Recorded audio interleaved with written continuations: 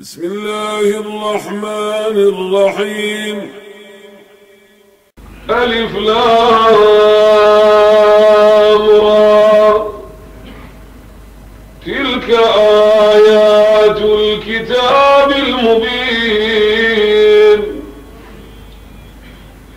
إنا أنزلناه قرآنا عربيا لعلكم تعقلون.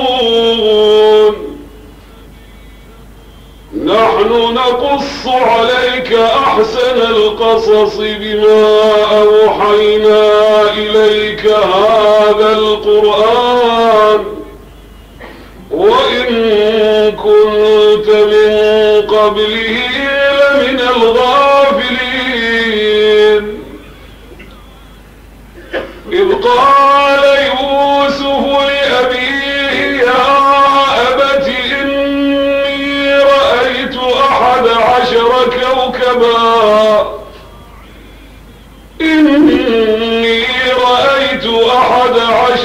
كوكبا والشمس والقمر رأيتهم لي ساجدين. قال يا بني لا تقصص رؤياك على إخوتك فيكيدوا لك كيدا إن الشيطان للإنسان عدو مبين. وكذلك يجتبيك ربك ويعلمك من تأويل الأحاديث ويتم نعمته عليك وعلى آل يعقوب كما أتمها على أبويك من قبل إبراهيم وإسحاق إن ربك عليم حكيم. لقد كان في يوسف وإخوته آيات للسائلين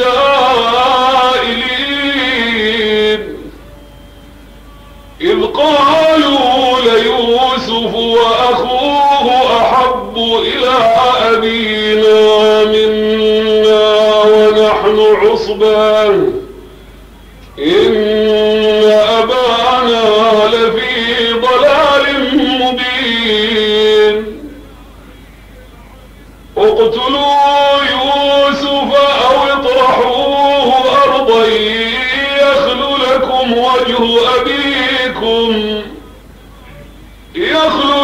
وجه أبيكم وتكونوا من بعده قوما صالحين.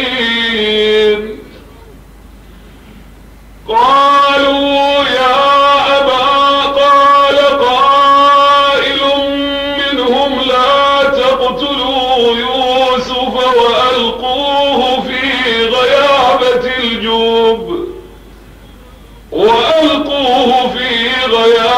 الجب يلتقطه بعض السيارة إن كنتم فاعلين. قالوا يا أبانا ما لك لا تأمنا على يوسف وإنا له لناصحون. أرسله معنا غدا يرتع ويلعب وإنا له لحافظون.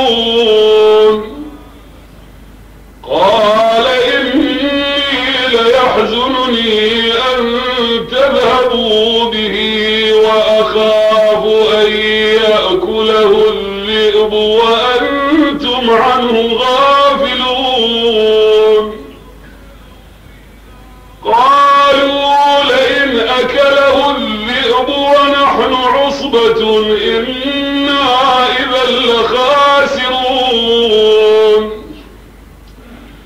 فلما ذهبوا به وأجمعوا أن يجعلوه في غيابة الجب وأوحينا إليه لتنبئنهم بأمرهم هذا وهم لا يشعرون وجاءوا أباهم عشاء يبكون قالوا يا أبانا إنا ذهبنا نستبق وتركنا يوسف عند متاعنا فأكله الذئب وما أنت بمؤمن لنا ولو كنا صادقين وجاءوا على قميصه بدم كذب قال بل سولت لكم أنفسكم أمرا فصبر جميل والله المستعان على ما تصفون وجاءت سيارة فأرسلوا واردهم فأدلى دلوه قال يا بشرى هذا غلام وأسروه بضاعة والله عليم بما يعملون وشروه بثمن بخس دراهم معدودة وكانوا فيه من الزاهدين وقال الذي اشتراه من مصر لامرأته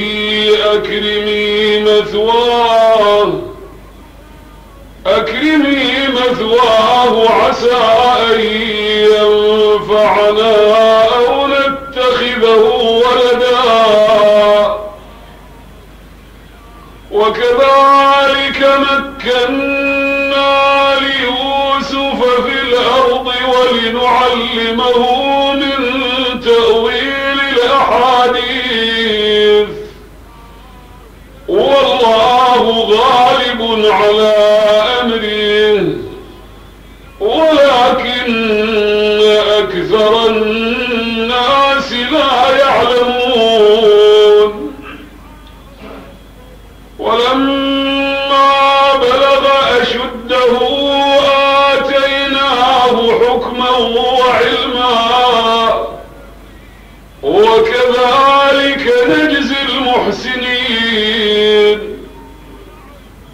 وراودته التي هو في بيتها عن نفسه وغلقت الأبواب وقالت هيت لك قال معاذ الله إنه ربي أحسن مثواي إنه لا يفلح الظالمون ولقد همت به وهم بها لولا أن رأى برهان ربه كذلك لنصرف عنه السوء والفحشاء إنه من عبادنا المخلصين واستبق الباب وقدت قميصه من دبر وألف يا سيدها لدى الباب قالت ما جزاء من أراد بأهلك سوءا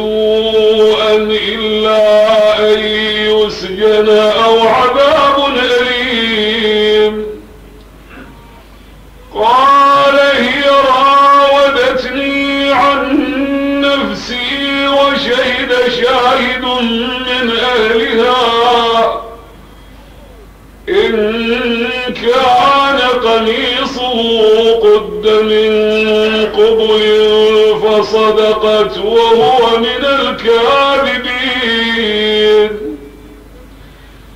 وإن كان قميصه قد من دبر فكذبت وهو من الصادقين. فلما رأى قميصه قد من دبر قال إنه من كيدكن إن كيدكن عظيم.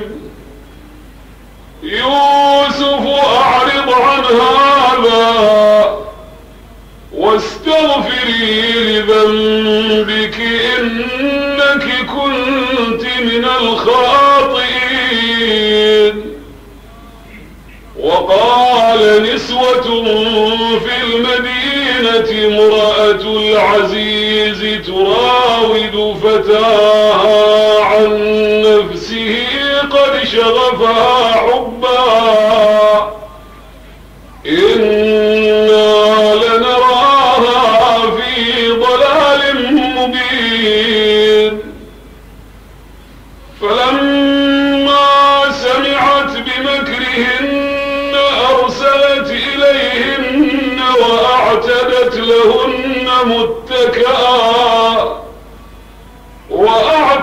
لهن متكأ وآتت كل واحدة منهن سكينا وقالت اخرج عليهن.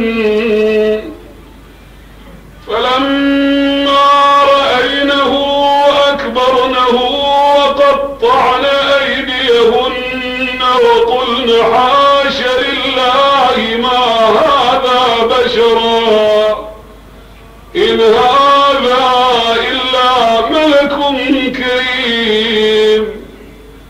قالت فذلكن الذي لمتنني فيه وإن لم يفعل ما آمر ولقد راودته عن نفسه فاستعصم وإن لم يفعل ما آمره ليسجنن وليكون من الصاغرين.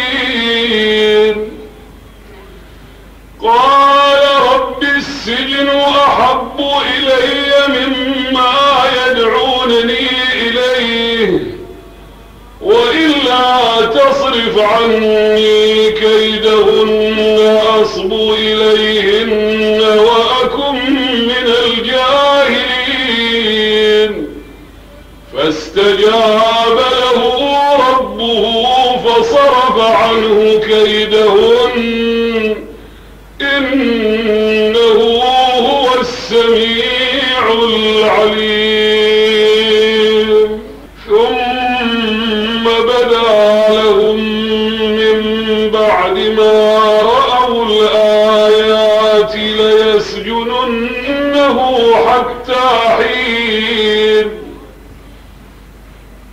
ودخل معه السجن فتيان قال أحدهما إني أراني أعصر خمرا وقال الآخر إني أراني أحمل فوق رأسي خبزا تأكل الطير منه نبئنا بتأويله إنا نراك من المحسنين.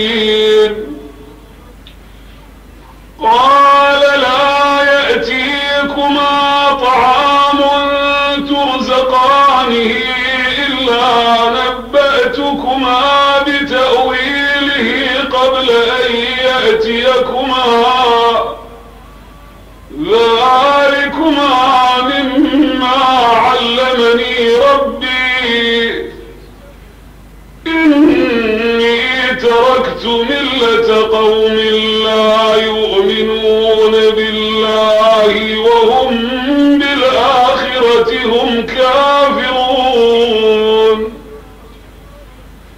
واتبعت ملة آبائي إبراهيم وإسحاق ويعقوب ما كان لنا أن نشرك بالله من شيء ذلك من فضل الله علينا وعلى الناس ولكن أكثر الناس لا يشكرون. يا صاحبي السجن أأرباب متفرقون خير أم الله الواحد القهار ما تعبدون من دونه إلا أسماء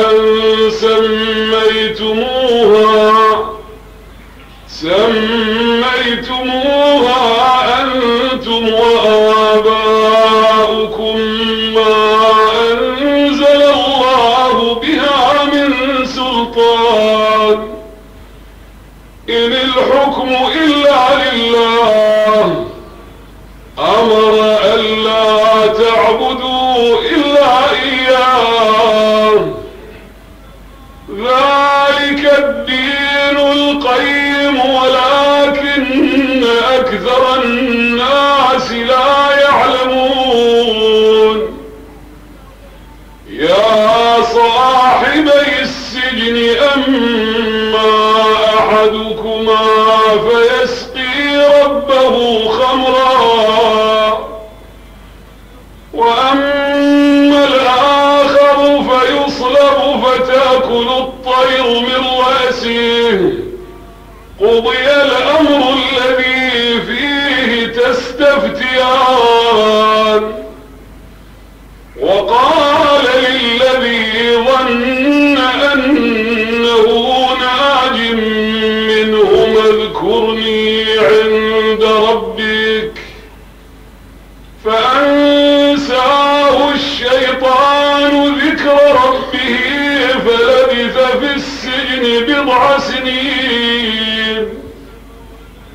وقال الملك إني أرى 7 بقرات سمان يأكلهن 7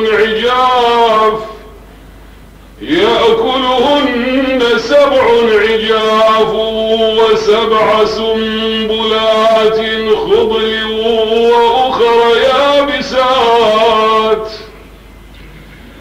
يا أيها الملأ أفتوني في رؤياي إن كنتم للرؤيا تعبرون. قالوا أضغاث أحلام وما نحن بتأويل الأحلام بعالمين. وقال الذي نجا منهما وادكر بعد أمة أنا أنبئكم بتأويله فأرسلون. يوسف أيها الصديق أفتنا في 7 بقرات سمان يأكلهن 7 عجاف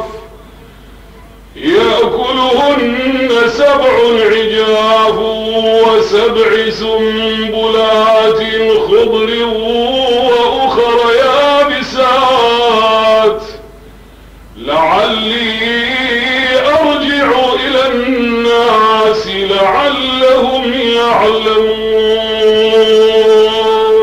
قال تزرعون 7 سنين دأبا فما حصدتم فذروه في سنبله إلا قليلا مما تأكلون. ثم يأتي من بعد ذلك 7 شداد يأكلن ما قدمتم لهن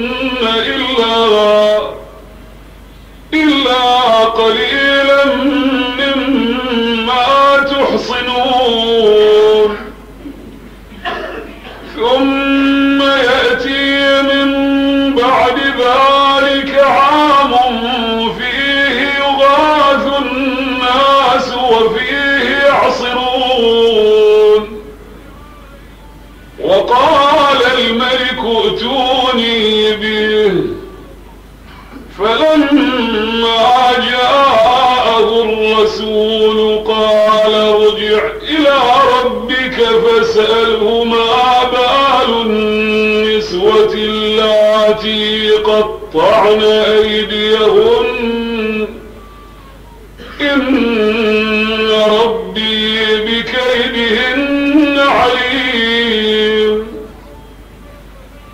قال ما خطبكن إذ راوتن يوسف عن نفسه قلن حاش لله ما علمنا عليه من سوء. قالت امرأة العزيز الآن حصحص الحق أنا راودته عن نفسه وإنه لمن الصادقين.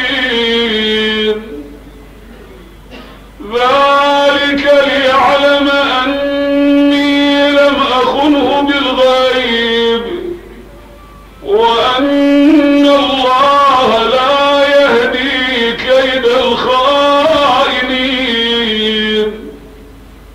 وما أبرئ نفسي إن النفس لأمارة بالسوء إلا ما رحم ربي إن ربي غفور رحيم. وقال الملك ائتوني به أستخلصه لنفسي. فلما كلمه قال إنك اليوم لدينا مكين أمين. قال اجعلني على خزائن الأرض إني حفيظ عليم. وكذلك مكنا ليوسف في الأرض يتبوأ منها حيث يشاء نصيب برحمتنا من نشاء ولا نضيع أجر المحسنين. ولأجر الآخرة خير للذين آمنوا وكانوا يتقون. وجاء إخوة يوسف فدخلوا عليه فعرفهم وهم له منكرون. ولما جهزهم بجهازهم قال ائتوني بأخ لكم من أبيكم ألا ترون أني أوفي الكيل وأنا خير المنزلين. فإن لم تأتوني به فلا كيل لكم عندي ولا تقربون. قالوا سنراود عنه أباه وإنا لفاعلون. وقال لفتيانه اجعلوا بضاعتهم في رحالهم لعلهم يعرفونها إذا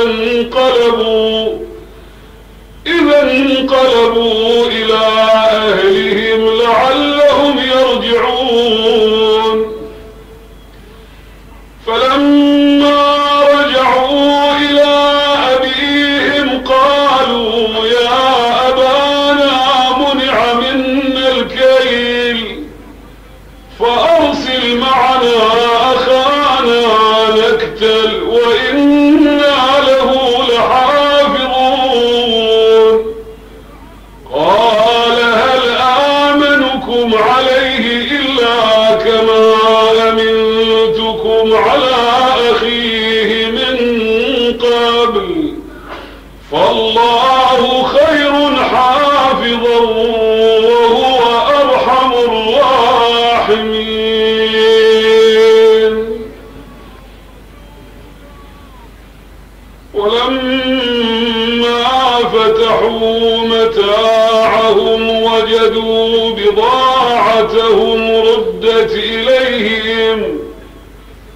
قالوا يا أبانا ما نبغي هذه بضاعتنا ردت إلينا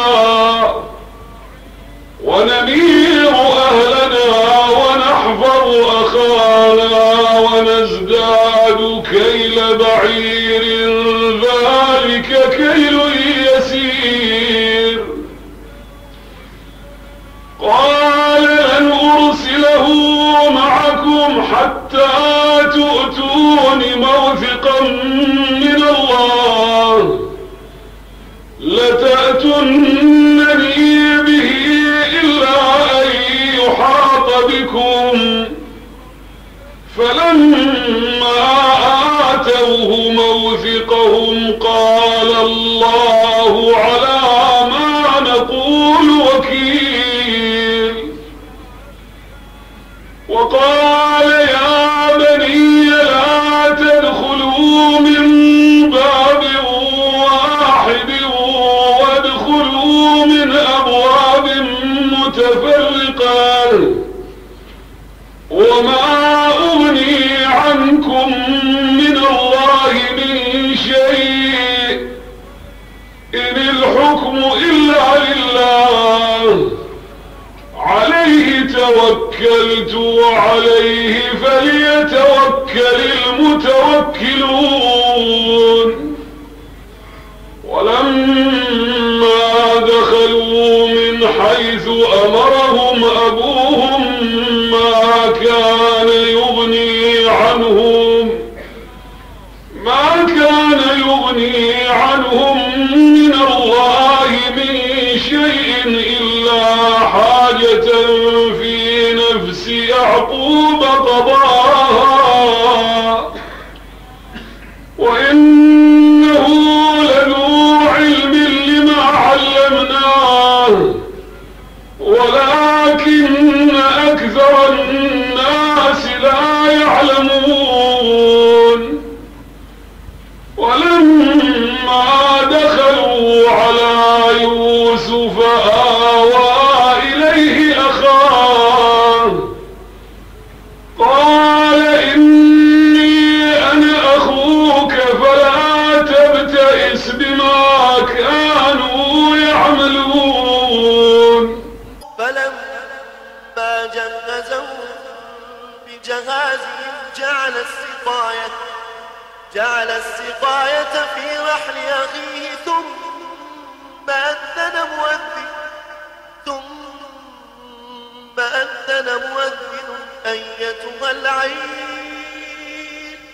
أيتها العير إنكم لسارقون.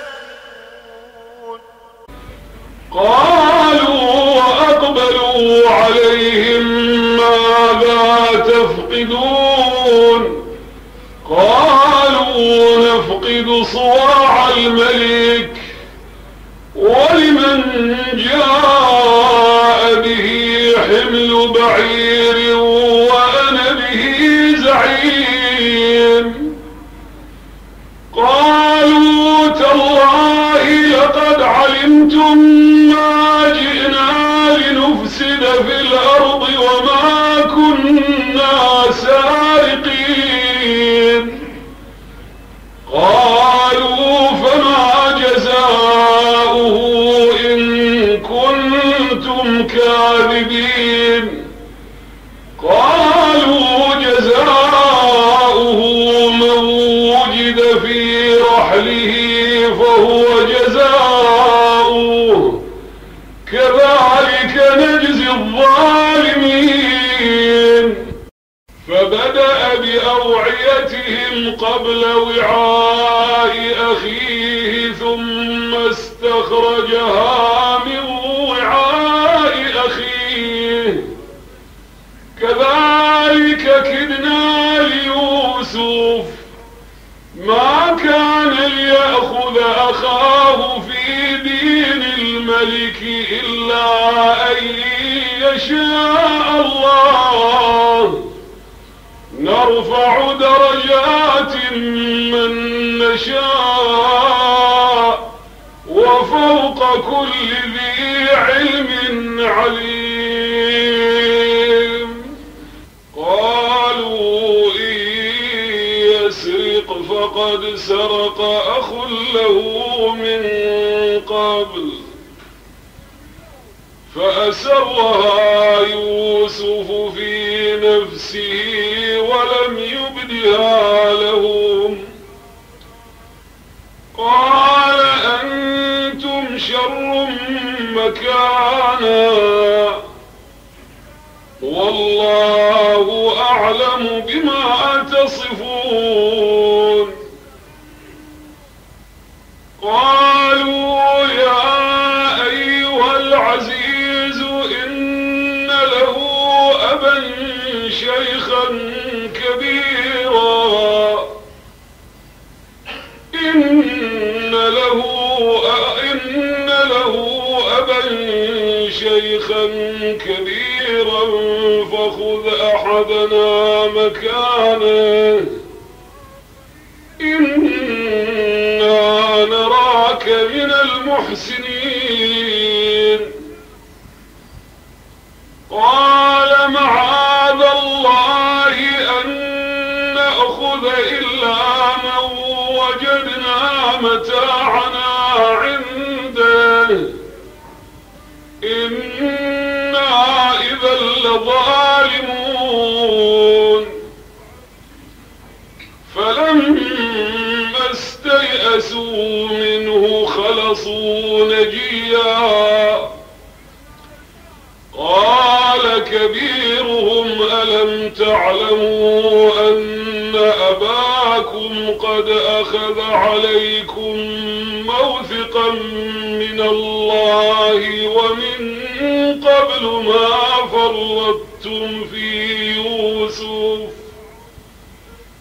فلن أبرح الأرض حتى يأذن لي أبي أو يحكم الله لي وهو خير الحاكمين.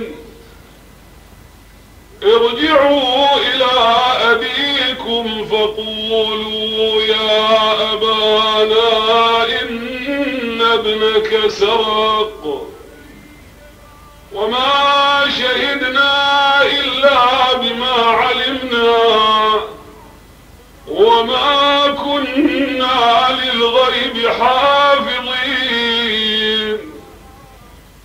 واسأل القرية التي كنا فيها والعير التي أقبلنا فيها وإنا لصادقون.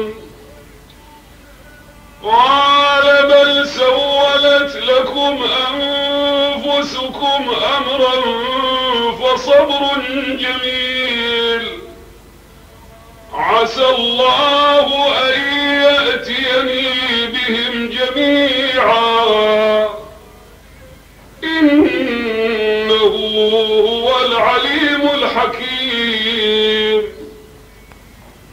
وتولى عنهم وقال يا أسفا على يوسف وابيضت عيناه من الحزن فهو كظيم. قالوا تالله تفتأ تذكر يوسف حتى تكون حرضا أو تكون من الهالكين. قال إنما أشكو بثي وحزني إلى الله وأعلم من الله ما لا تعلمون. يا بني اذهبوا فتحسسوا من يوسف وأخيه ولا تيأسوا من روح الله إنه لا ييأس من روح الله إلا القوم الكافرون. فلما دخلوا على يوسف قالوا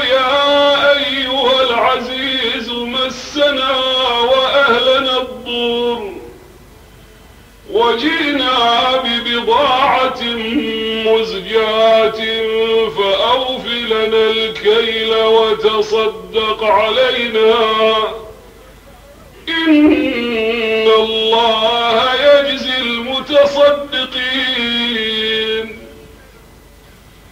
قال هل علمتم ما فعلتم بيوسف وأخيه إذ أنتم جاهلون؟ قالوا أئنك لأنت يوسف؟ قال أنا يوسف وهذا أخي قد من الله علينا إنه من يتق ويصبر فإن الله لا يضيع أجر المحسنين. قالوا تالله لقد آثرك الله علينا وإن كنا لخاطئين. قال لا تثريب عليكم اليوم يغفر الله لكم وهو أرحم الراحمين. اذهبوا بقميصي هذا فألقوه على وجه أبي يأت بصيرا وأتوني بأهلكم أجمعين. فلما فصلت العير قال أبوهم إني لأجد ريح يوسف لولا أن تفندون. قالوا تالله إنك لفي ضلالك القديم. فلما أن جاء البشير ألقاه على وجهه فارتد بصيرا قال ألم أقل لكم إني أعلم من الله ما لا تعلمون. قالوا يا أبانا استغفر لنا ذنوبنا إنا كنا خاطئين. قال سوف أستغفر لكم ربي إنه هو الغفور الرحيم. فلما دخلوا على يوسف آوى إليه أبويه وقال ادخلوا مصر إن شاء الله آمنين. ورفع أبويه على العرش وخروا له سجدا وقال يا أبت هذا تأويل رؤياي من قبل قد جعلها ربي حقا وقد أحسن بي إذ أخرجني من السجن وجاء بكم من البدو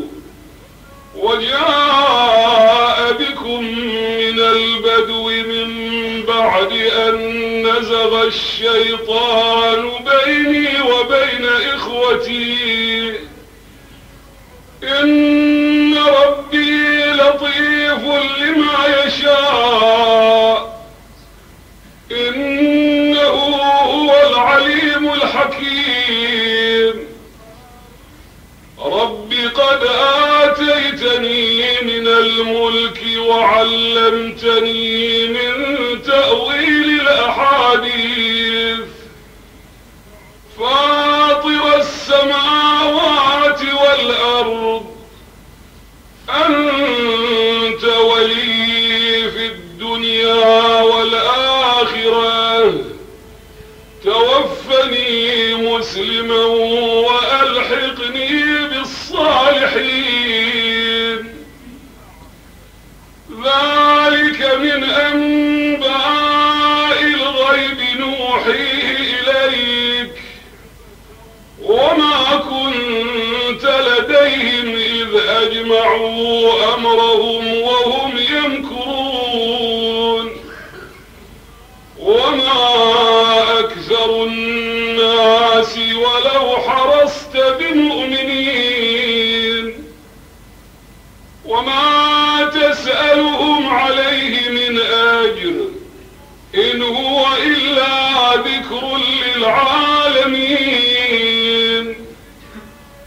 وما يؤمن وكأين من آية في السماوات والأرض يمرون عليها وهم عنها معرضون وما يؤمن أكثرهم بالله إلا وهم مشركون أفأمنوا أن تأتيهم غاشية من عذاب الله أو تأتيهم الساعة بغتة وهم لا يشعرون قل أفأمنوا مكر الله قل هذه سبيلي أدعو إلى الله على بصيرة أنا ومن اتبعني وسبحان الله وما أنا من المشركين وما أرسلنا من قبلك إلا رجالا نوحي إليهم من أهل القرى أفلم يسيروا في الأرض فينظروا كيف كان عاقبة الذين من قبلهم ولدار الآخرة خير للذين اتقوا أفلا تعقلون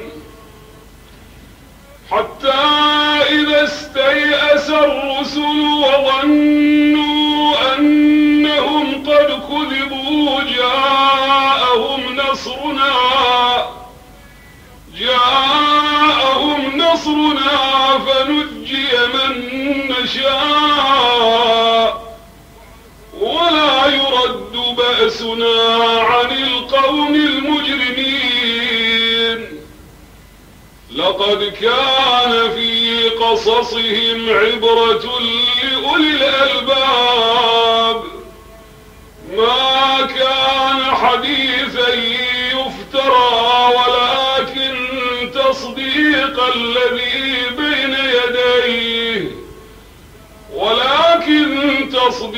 الذي بين يديه وتفصيل كل شيء وهدى ورحمة لقوم